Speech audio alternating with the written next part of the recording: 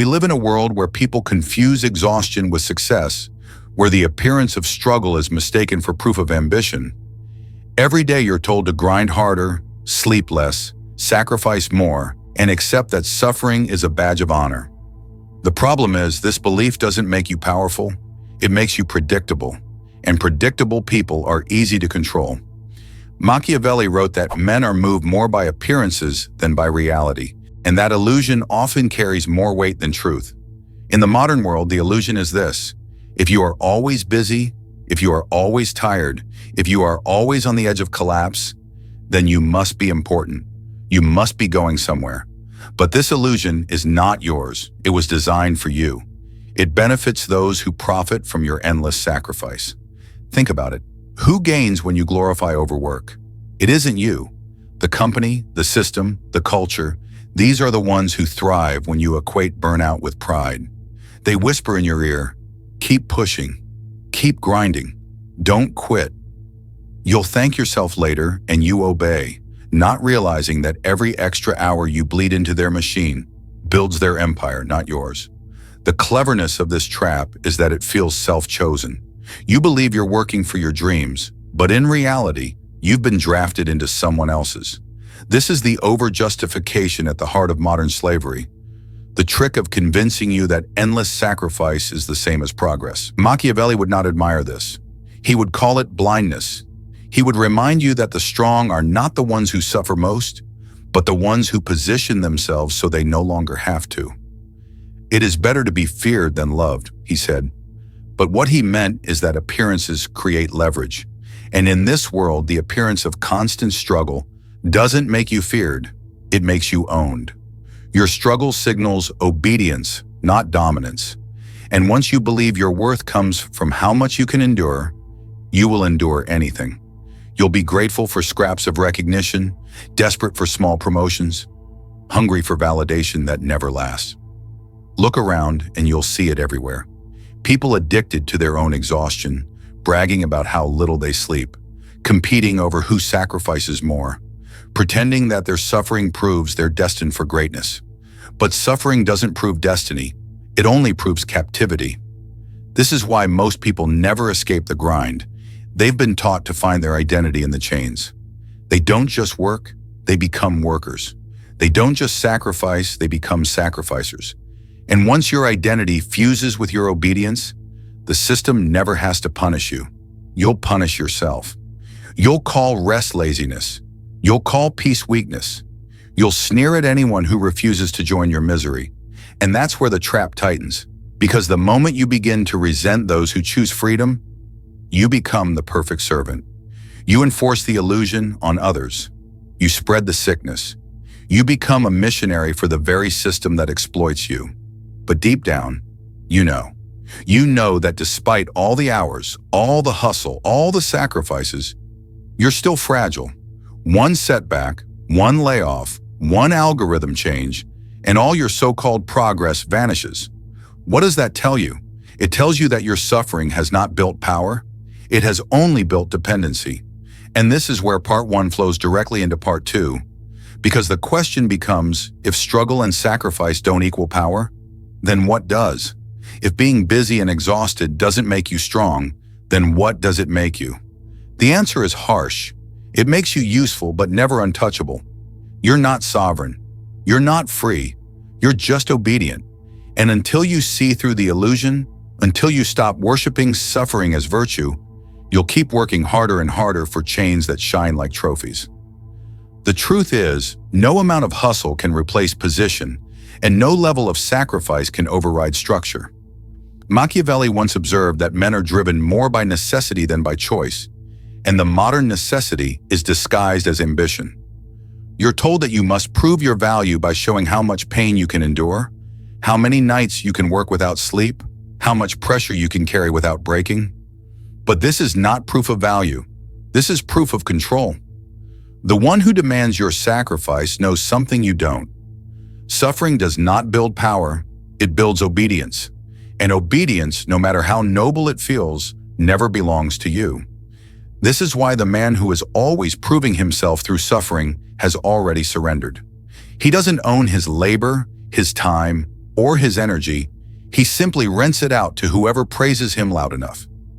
The illusion is that suffering makes you worthy, but in reality, it makes you predictable.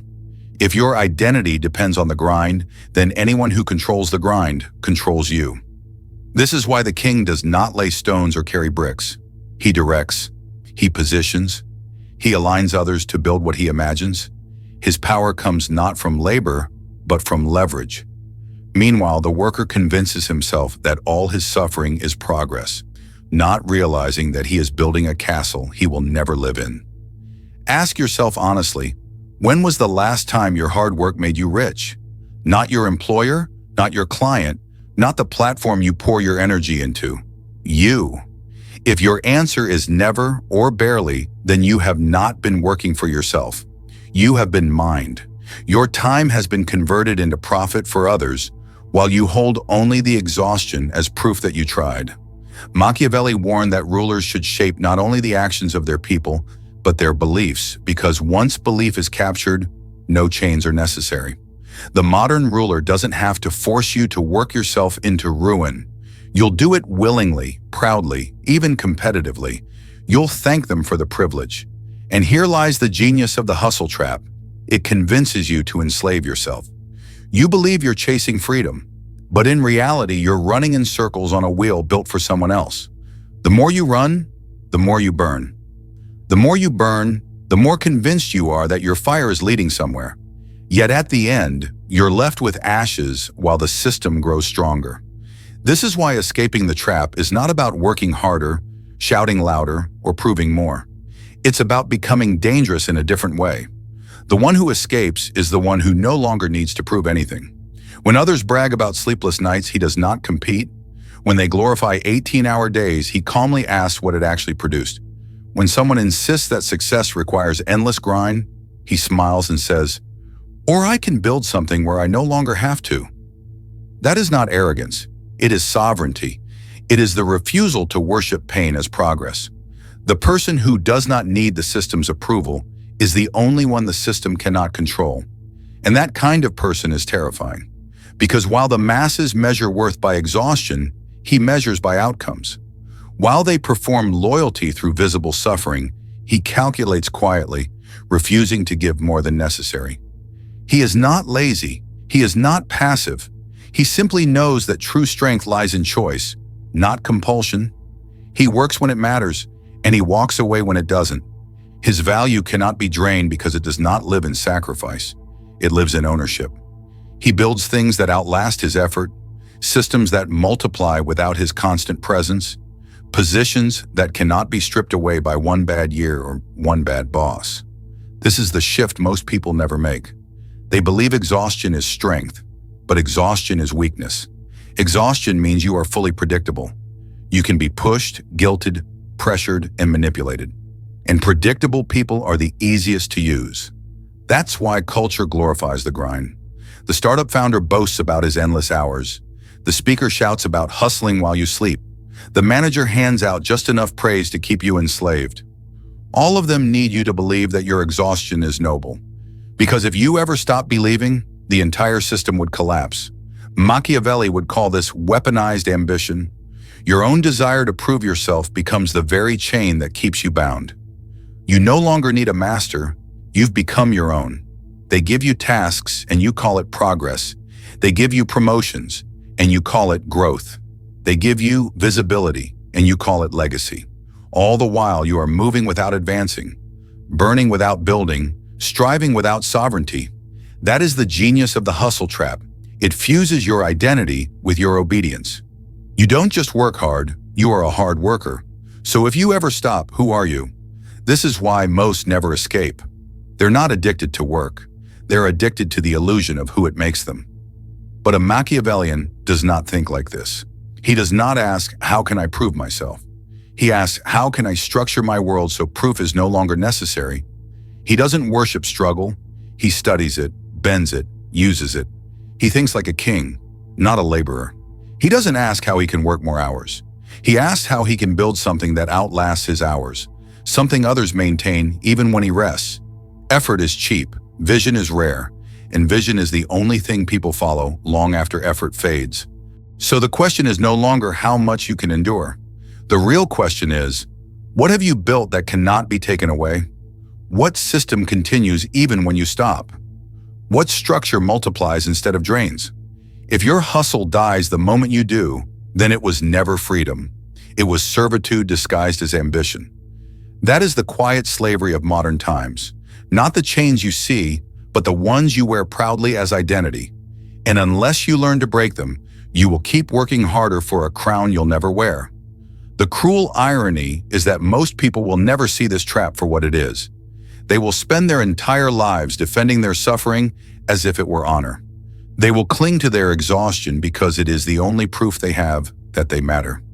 They will scoff at freedom, mock those who choose balance, and resent those who dare to detach. And they will die believing they were strong when in truth they were simply obedient. Machiavelli warned that men are more easily deceived by what they desire than by what they fear. And here lies the ultimate deception. You desire success so desperately that you cannot see how your desire is being harvested. You believe you are climbing, but the ladder is leaning against someone else's wall. You believe you are building, but the foundation is not yours. This is why the masses glorify struggle, while the powerful glorify results. The worker posts about late nights and sacrifice. The king posts about ownership and control. The worker celebrates promotions and raises. The king celebrates freedom and leverage.